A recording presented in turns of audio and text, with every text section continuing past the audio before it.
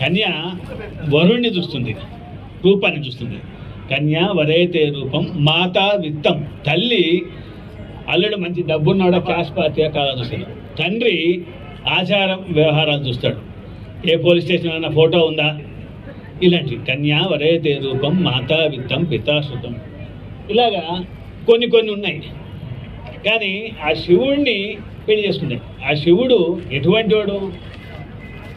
ఏది లేదు. ఒక అబ్బకు అమ్మ పుట్టినాడు కాదు,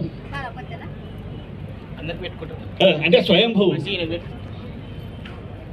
పోనీ ఇంకేముంది, మంచి రెమాండ్ షూట్ ఉంటుందా అంటే అది ఉండదు. లేకపోతే ఏమైనా మోటార్ సైకిల్ మీద పోతాడా? ఇప్పుడు పెళ్లిళ్ళల్లో మోటార్ సైకిల్ పాట బాగుంది కదా, అది లేదు. అంటే పెళ్లి చేసుకునే అది లేదు.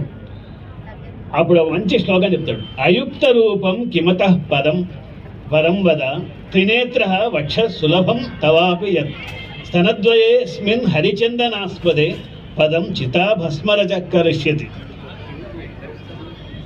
వాడు పాపం పెళ్ళై ఇద్దరు చేసుకుంటే ఆమెనేమో మంచి చందనం పూసుకుంటుంది, మంచి గంధం, పెర్ఫ్యూమ్స్ అవన్నీ ఉంటాయి. ఆ హరుని కౌగిలి సులభమే ఎగుగాక. అప్పుడు నేను చదువుకుంటేప్పుడు రాసుకున్నాను తెలుగులోకి.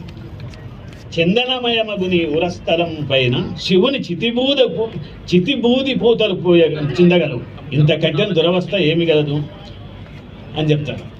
అంటే వాళ్ళిద్దరు